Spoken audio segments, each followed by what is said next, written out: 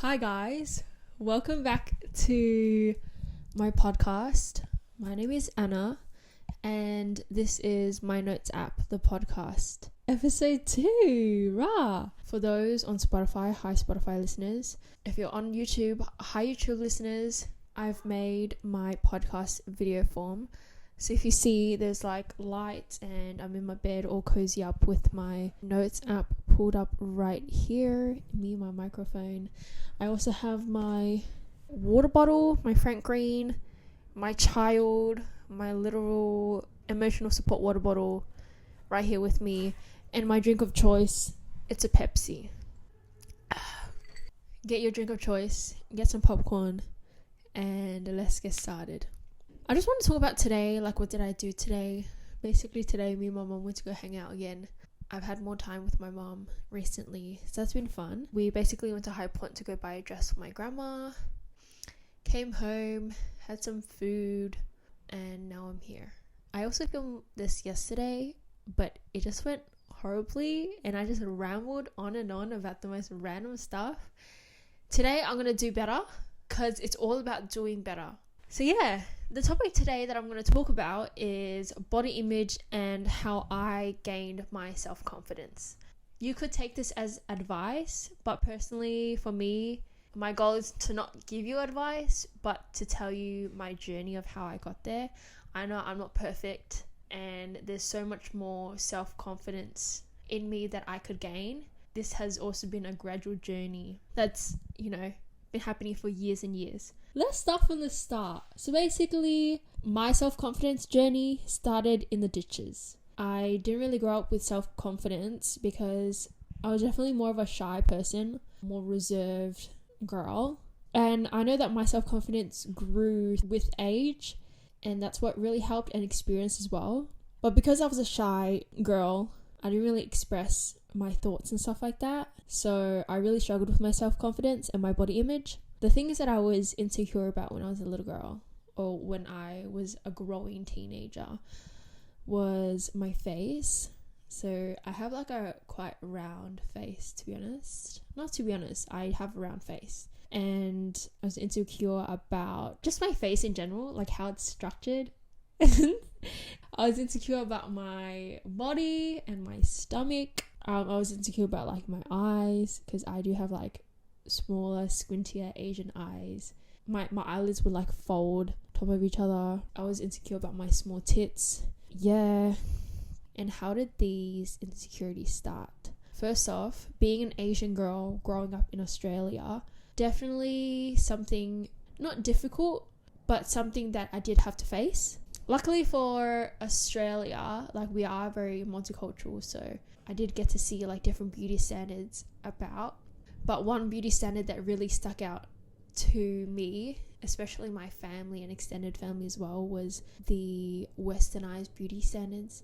And I definitely didn't have any of it. I guess not fitting into the beauty standard made me question like, am I actually beautiful? Like what's wrong with me? When obviously that's completely wrong. That's just how it started, not being the beauty standard to start with. Built my insecurity. The second thing was people's comments. So basically I would like go to like family gatherings.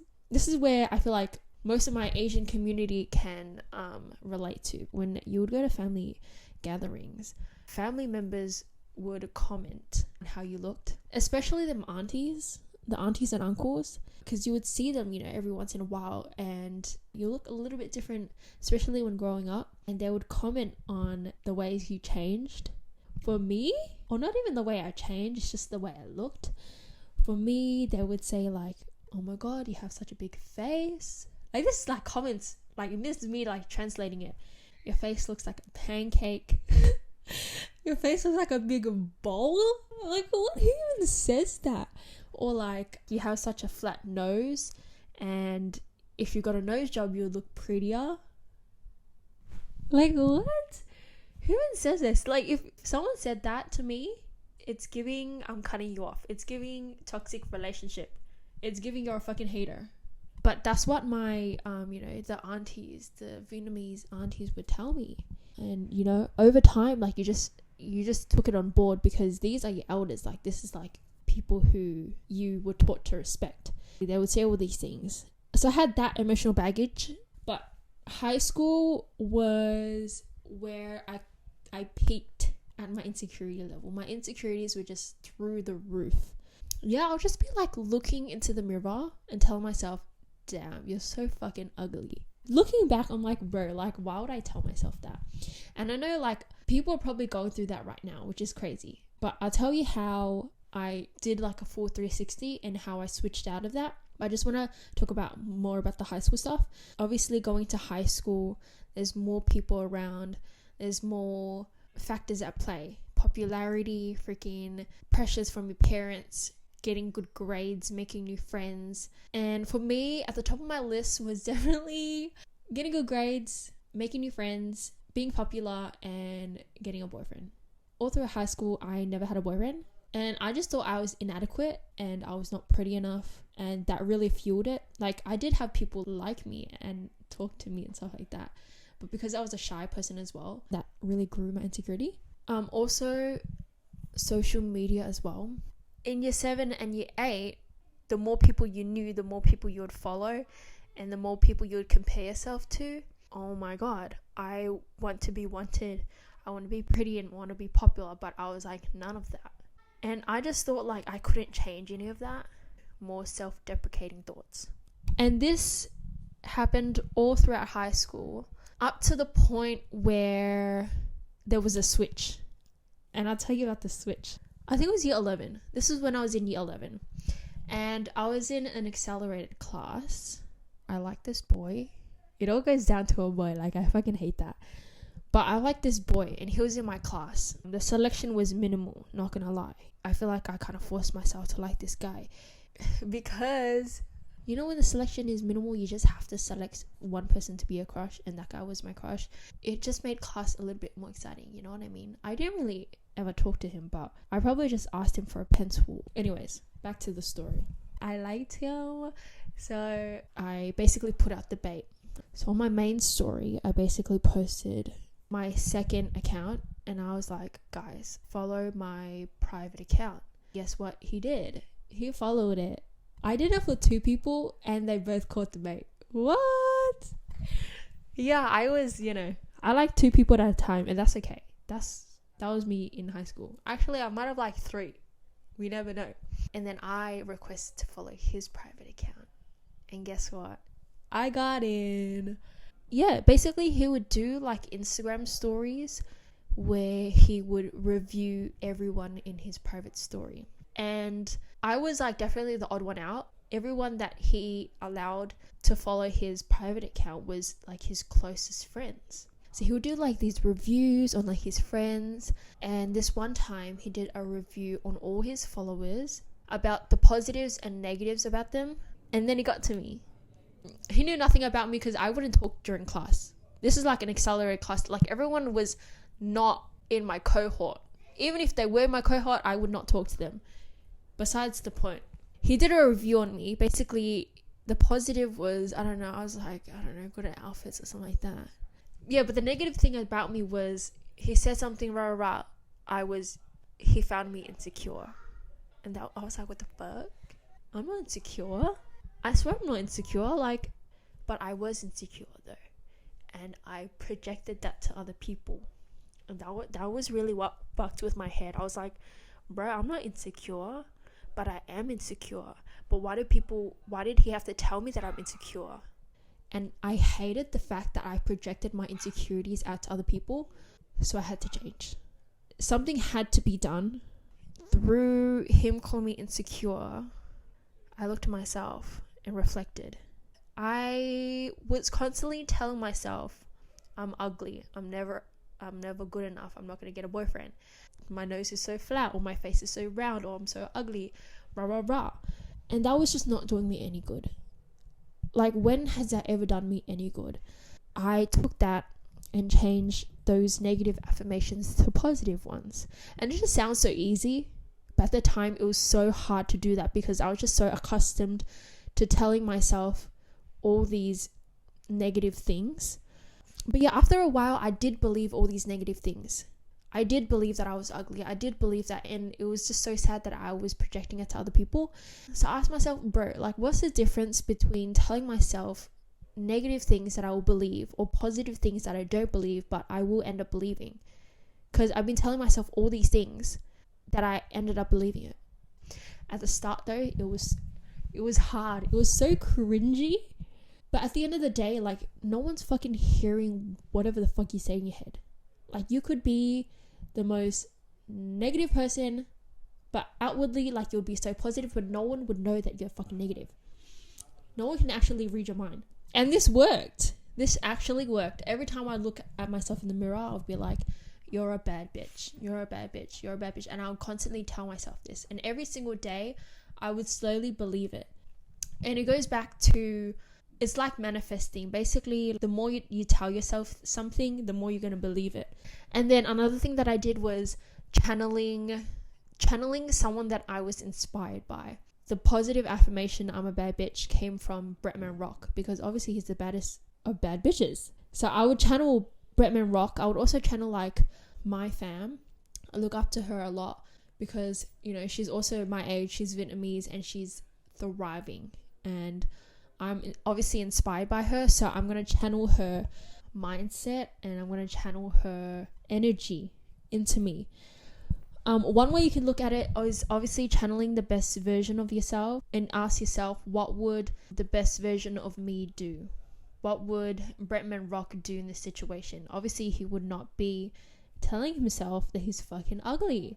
And he's been telling himself he's the baddest bitch. And because he's been telling himself that, he's also telling other people that, and other people view him as that too. Also, I also want to say thank you to the person who made me realize that, because that really boosted my self-confidence. And if you listen to this now, hi, thank you very much. You really kickstarted my self-development journey without even knowing it through your snarky little fucking comment, but we make it work. But it was definitely a journey. It was a process of trying to love myself. Also focusing on things that I couldn't really change. If I can't change it, why am I worried about it? Like my face. Like nowadays, you can obviously change it with plastic surgery and stuff. That's such a privileged thing to say. And at the end of the day, I'm going to have this face for the rest of my life. I'm going to have this body for the rest of my life. Like, obviously loving yourself first is obviously the most important step. And for me, it was positive affirmations. And I hope that you guys can take that on board as well. But I know that my journey is not the right journey for everyone else. Like, this is me just telling you my journey. But the things that I can actually change, you have to go out of your way to change it.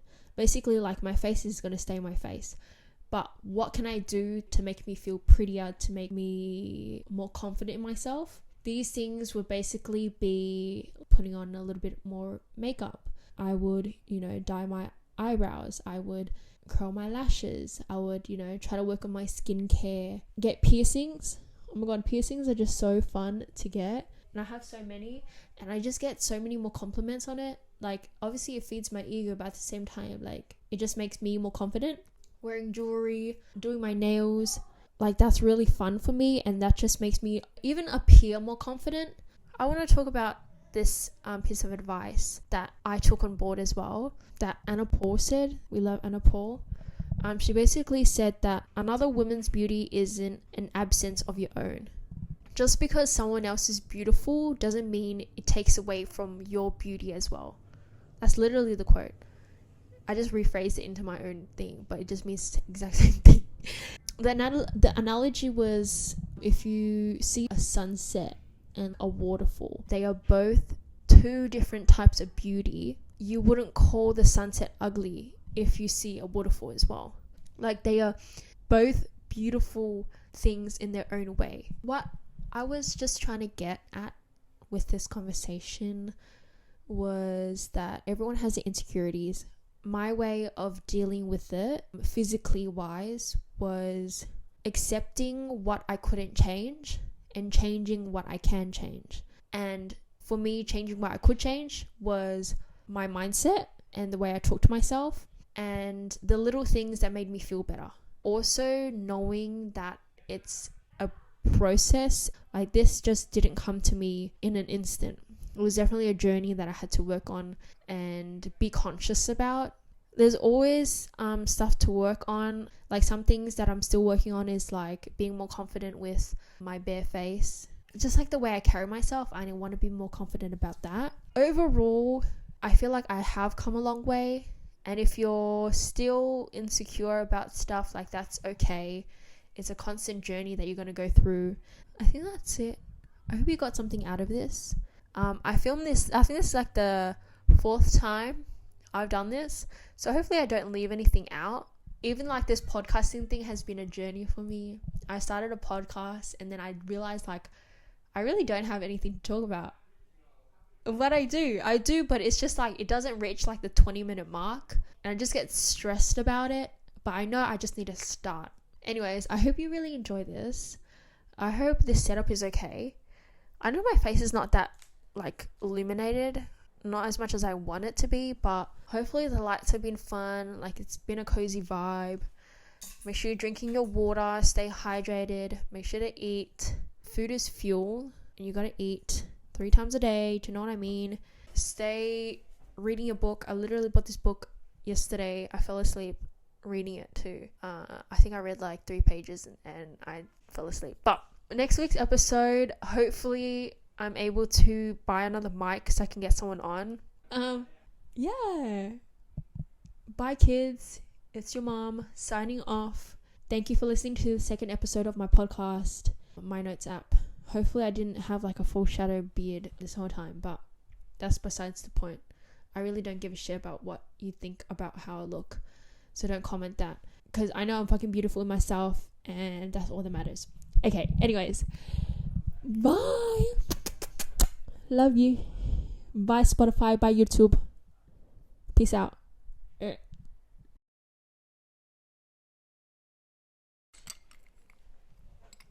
22, I'm in Paris, baby. Got strippers tits in my face,